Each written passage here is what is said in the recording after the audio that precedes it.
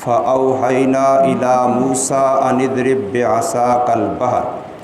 فانفلق فکان کل فرق کالطود العظیم وأزلفنا ثم الآخرین وأنجینا موسیٰ ومن معہ اجمعین ثم اغرقنا الآخرین ان فی ذلک لآیہ وما کان اکثرهم مؤمنین وَإِنَّ رَبَّكَ لَهُوَ الْعَزِيزُ الرَّحِيمُ صدق اللہ مولانا العظیم۔ پس حکم بھیجا ہم نے حضرت موسیٰ علیہ السلام کی طرف یہ کہ ماریے اپنی لکڑی اپنا ڈنڈا سمندر پر، پس پھاڑ دیا اس سمندر کو، فکانا پس ہو گیا، کل فرقن ہر حصہ، کالطود العظیم مثل بڑے پہاڑ کے، وَأَزْلَفْنَا اور قریب کر دیا ہم نے، ثم الآخرین اسی جگہ دوسروں کو، وَأَنْجَيْنَا اور نجات دے دی ہم نے حضرت موسیٰ علیہ السلام ومن معہ اور ان کو جو اس کے ساتھ تھے، اجمعین سب کے سب کو، ثم اغرقنا الآخرین پھر غرق کر دیا ہم نے دوسروں کو۔ بے شک اس میں البتہ قدرت کی نشانی ہے اور نہیں ہیں زیادہ ان انسانوں میں سے ایمان لانے والے، اور بے شک آپ کا رب اے محمد صلی اللہ علیہ وسلم البتہ وہ غالب بڑا رحم کرنے والا ہے۔ حضرت موسیٰ علیہ السلام کا واقعہ یہاں بیان کیا گیا تھا، اس کا یہ آخری حصہ ہے کہ جب دریا کے کنارے پر بنی اسرائیل موسیٰ علیہ السلام سے کہہ رہے ہیں کہ اب پکڑے گئے، پیچھے سے دشمن آ گیا ہے اور آگے دریا ہے،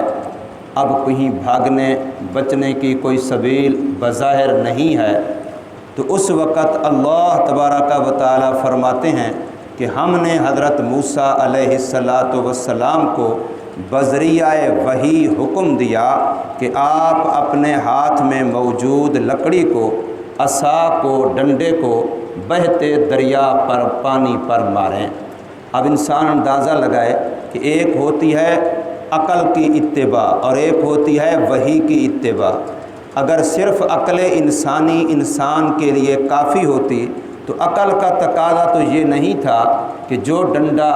آپ بطور معجزہ کے اس کا عظمت و اظہار پہلے دیکھ بھی چکے ہیں کہ وہ اژدہا بنا ہے، جادوگر اس کے مقابلے میں شکست کھا چکے ہیں، آپ اس ڈنڈے کو بہتے دریا پر ماریں۔ اب دریا تو کتنا لمبا ہوگا، اس کی چوڑائی کتنا زیادہ ہوگی، موسیٰ علیہ السلام کا ڈنڈا کتنے فٹ کا ہوگا، وہ اس پانی پر مارے گا تو کتنے حصے پہ لگے گا۔ پھر یہ کہ لکڑی اور پانی کا جوڑ کیا ہے، پانی پر لکڑی کو مارو گے لکڑی ہی کا نقصان ہوگا، پانی کا کیا نقصان ہونا ہے؟ کیا لکڑی مارنے سے بھی کبھی پانی رکا، پانی نے راستہ دیا؟ یہ کوئی عقل کا تقاضا تھا؟ لیکن اللہ کے نبیوں نے ہمیشہ تعلیم یہ دی ہے کہ آپ عقل کو شریعت کے یعنی وحی کے تابع کریں، جو وحی کہے اپنے عقل کو اس کے تابع کریں، جو بھی وحی آپ کو بتائے آپ اپنی سوچ کو، اپنے عقل کو، اپنے عقل کے دائرۂ کار کو اس کے تابع کریں گے اور بلا چون و چرا کریں گے، بلا کیل و کال کریں گے، بغیر تذبذب کے کریں گے، پورے یقین کے ساتھ کریں گے، تو پھر اللہ تبارک و تعالی ایسے نجات دیں گے جیسے بنی اسرائیل کو دی ہے۔ میں نے اس سورت کے شروع میں عرض کیا تھا کہ یہ سورت شعراء ان حالات میں اتری تھی جب مکے والے ہر لحاظ سے مکہ مکرمہ میں مسلمانوں پر عرصہ حیات تنگ کر چکے تھے، انتہائی مظالم ڈھا رہے تھے۔ اس وقت ان حالات میں یہ صورت اتری تھی، اور اس وقت کے حالات میں اللہ نے 7 نبیوں کا یہاں تذکرہ کیا ہے۔ پہلا یہ حضرت موسیٰ علیہ السلام کا تھا، ابھی آگے کل سے حضرت ابراہیم علیہ السلام کا، پھر دوسرے تیسرے۔ تو اللہ نے یہ واقعات مکے والوں کو سنائے تاکہ مسلمانوں کو پتہ چلے کہ تم اپنے ظاہری حال کو نہ دیکھو کہ وہ اہل مکہ بڑے طاقت والے ہیں، وہ حکومت والے ہیں، وہ چودراہٹ والے ہیں، وہ سلطنت والے ہیں، وہ اکثریت والے ہیں، افرادی قوت والے ہیں، ہم تو نہتے ہیں، ہم یہاں مظلوم ہی رہیں گے، یوں چکی میں پستے ہی رہیں گے۔ بلکہ تم دیکھو موسیٰ علیہ السلام کی قوم کو، وہ بھی تو کہہ رہی تھی کہ اے موسیٰ علیہ السلام، تیرے آنے سے پہلے بھی ہم مظلوم تھے اور تیرے ماننے کے بعد پھر بھی ہم مظلوم ہیں، تو پھر تجھے ماننے کا فائدہ کیا ہوا؟ تو ان کے حالات کو دیکھو کہ ان کے پاس ظاہری نجات کے، بچاؤ کے اور فرعون کی ہلاکت کے کوئی اسباب نہیں تھے۔ وہ تو اپنے آپ کو رب العالی کہہ رہا تھا، لیکن رب کائنات نے نبی کی اتباع کی وجہ سے، نبی کی غلامی کی وجہ سے، جیسے بنی اسرائیل کو باوقار طریقے سے، باعزت طریقے سے دشمن کی آنکھوں کے سامنے امن و امان کے ساتھ دریا پار کرایا، اور پھر ان کے دشمن کو بمائے لاؤ لشکر کے، حکومت و اقتدار کے ہوتے ہوئے، فوج اور افرادی قوت کے ہوتے ہوئے ان کی آنکھوں کے سامنے ڈبکیاں دے دے کے پانی میں بے زبان مخلوق سے مروایا، تو وہ اللہ اے مکے والو، اے مسلمانوں، آج بھی موجود ہے۔ تم اسی اللہ کے نبی کی اتباع میں کھڑے ہو، تو جیسے ان کے ساتھ معاملہ کیا اللہ نے، تمہارے ساتھ ایسے کرے گا۔ اور پھر مکے والوں کو سمجھانا مقصود تھا، جو مسلمانوں کے خلاف ظلم کے پہاڑ توڑ رہے تھے، کہ تم جتنا بڑے ظالم بن جاؤ لیکن فرعون سے بڑے تو نہیں ہو۔ وہ تو میخوں والا مشہور تھا، اپنے مخالف کی جسم میں میخیں گاڑ دیتا تھا اور زندہ انسانوں کی چمڑیاں اکھیڑ دیتا تھا، لیکن وہ دیکھو کیسے قسم پرسی کی حالت میں پانی میں غوطے کھا کھا کے مر رہا ہے۔ تو تم اس سے بڑے طاقتور نہیں ہو۔ تو اس لیے اللہ تبارک و تعالی نے یہ واقعہ بیان کر کے اس وقت کے مسلمانوں کو تسلی دی اور کافروں کے لیے نشان عبرت بنایا۔ تو فرمایا فَأَوْحَيْنَا، پس ہم نے بذریعہ وحی حکم کیا اِلیٰ موسیٰ، حضرت موسیٰ علیہ السلام کی طرف، أَنِ اضْرِب بِعَصَاكَ الْبَحْرَ، یہ کہ ماریے اپنا عصا، اپنا ڈنڈا، اپنی لکڑی اس دریا پر، سمندر پر، فَانْفَلَقَ، انہوں نے مارا تو وہ پھٹ گیا، پانی یکدم ادھر کا ادھر دونوں طرف کا پہاڑوں کی طرح کھڑا ہو گیا۔ فَكَانَ كُلُّ فِرْقٍ كَالطَّوْدِ الْعَظِيمِ، ہر حصہ پانی کا ایسے بن گیا جیسے ایک بڑا پہاڑ ہو۔ 12 خاندان تھے اور یہ 12 خاندان چلے ہیں حضرت یعقوب علیہ السلام کے 12 بیٹوں سے۔ حضرت یعقوب علیہ السلام کا ہی دوسرا نام اسرائیل ہے، اور ان کے بیٹوں کو بنی اسرائیل کے بیٹے، بنی بیٹے کو کہتے ہیں، اور اسرائیل یہ سریانی زبان کا لفظ ہے، اس کا معنی عمومی طور پر عبداللہ لکھا ہے، اللہ کا بندہ۔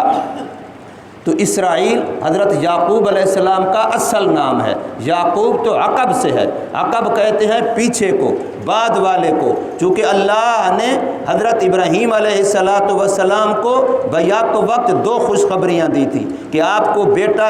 اسحاق بھی ملے گا اور آپ کو ان کا بیٹا یعقوب بھی ملے گا۔ تو یعقوب چونکہ بیٹے کے بعد پوتا ہے، اس عقب کی وجہ سے ان کو یعقوب کہا گیا۔ یعقوب ان کا لقب ہے جو کہ استعمال میں غالب آ گیا ہے، نام ان کا اسرائیل ہے۔ تو اسی بنا پر ان کی اولاد جو 12 بیٹے تھے ان کو بنی اسرائیل کہا جاتا ہے۔ تو اب وہ 12 خاندان بنے ہیں۔ تو حضرت موسیٰ علیہ السلام نے یہاں اگر راستوں کی ضرورت پڑی تو ڈنڈا 12 مرتبہ دریا پر مارا تو 12 خشک راستے بنے، اور آگے میدان تیہ کا واقعہ آتا ہے، وہاں پانی کی ضرورت ہے، پانی نہیں ہے، تو اللہ نے فرمایا پتھر پر ڈنڈا مارو، تو وہاں بھی موسیٰ علیہ السلام نے 12 مرتبہ ڈنڈا مارا، اب پتھر سے 12 چشمے نکلے۔ اور یہ بھی اس وجہ سے تھا کہ ہم انسانوں کے اندر فطرتاً اتحاد و اتفاق کی کمی ہوتی ہے،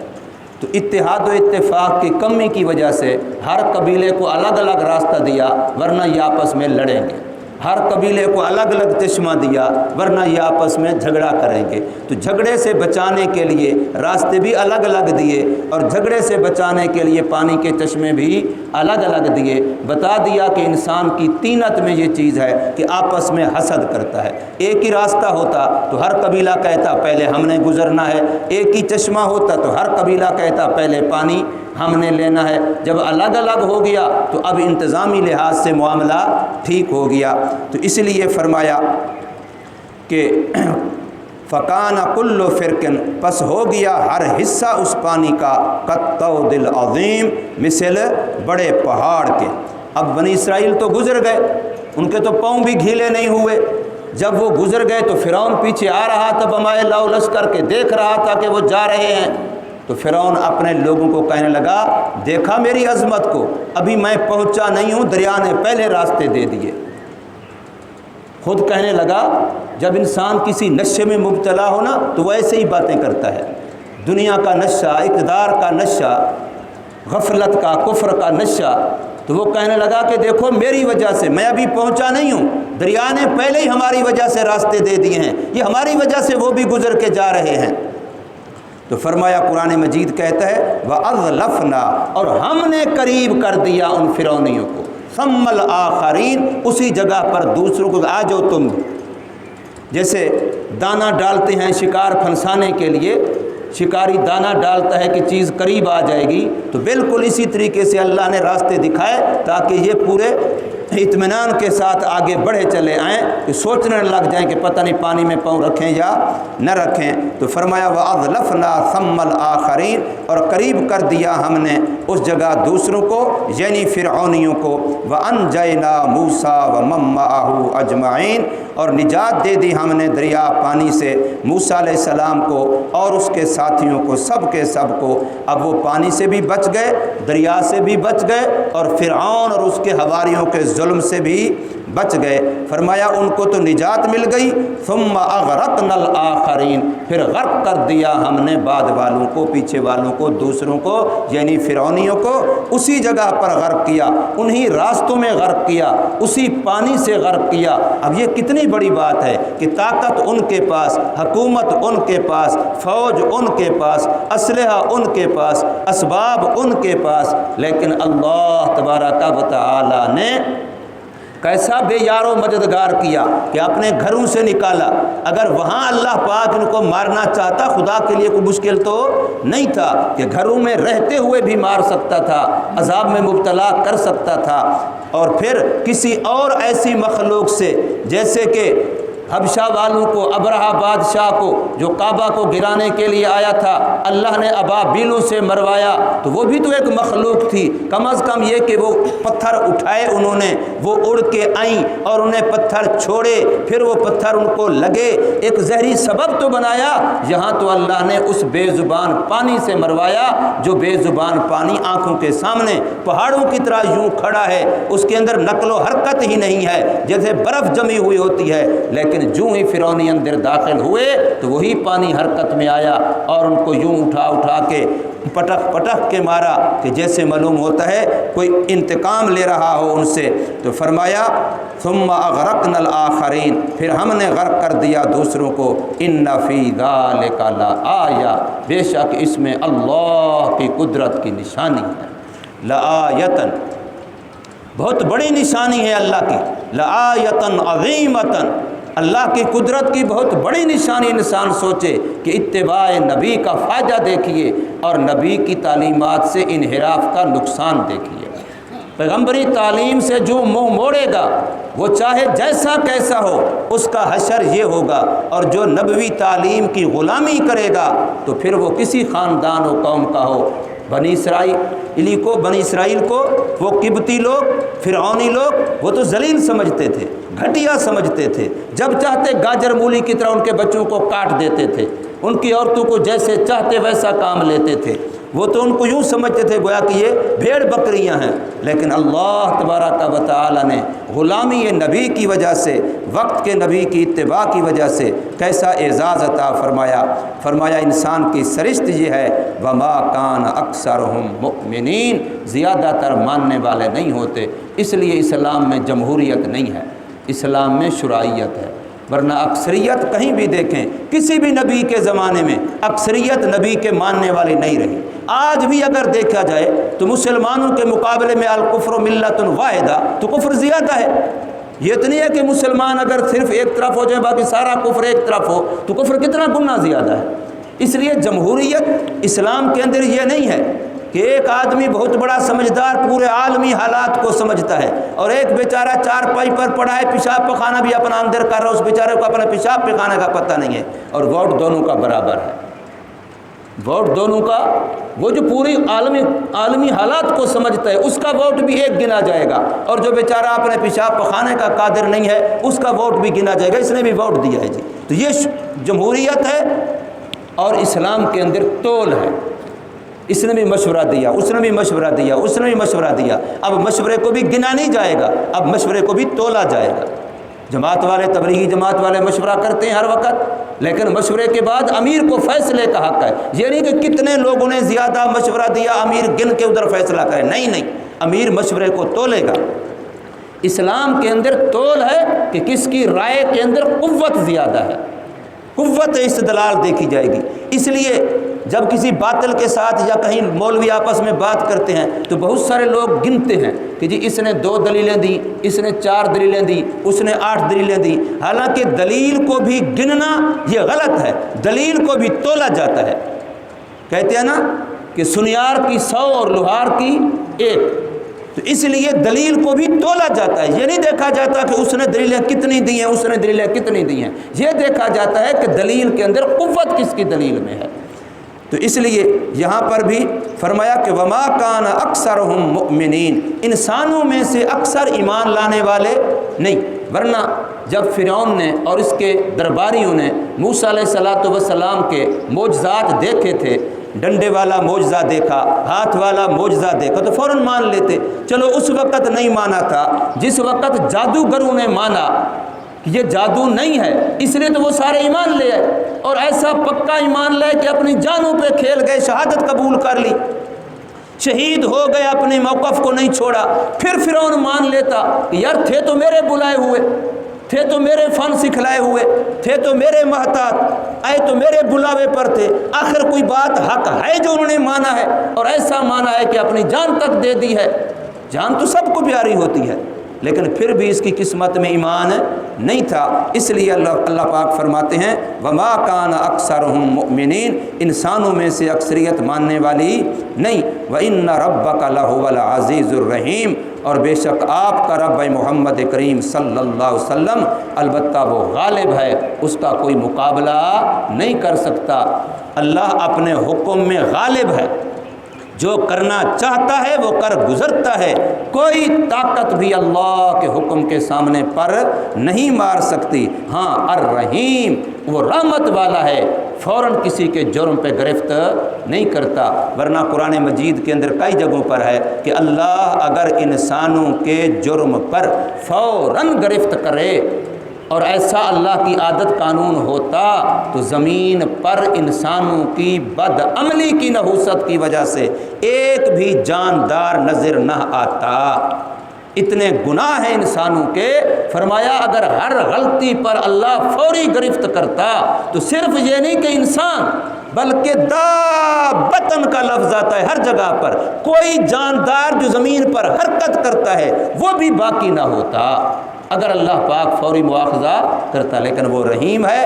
وہ لمبی رسی دیتا ہے، ڈھیل دیتا ہے، باز آ ہر آنچ ہستی باز آ، گر 100 بار توبہ شکستی باز آ، 100 دفعہ بھی توبہ کر کے توڑ چکا ہے، پھر آ دروازہ یہی ہے، اس کے بغیر کوئی اور در اور گھر نہیں ہے، تو 1000 مرتبہ بھی توبہ توڑ کے آئے گا، اللہ پھر بھی تجھے تانا نہیں دے گا کہ پہلے کیوں نہیں آیا، پہلے اتنی مرتبہ میری نافرمانی کیوں کی، وہ پھر بھی اس کی رحمت استقبال کرتی ہے۔ اللہ تبارک و تعالی ہمیں سمجھ نصیب فرمائے اور عمل کی توفیق عطا فرمائے۔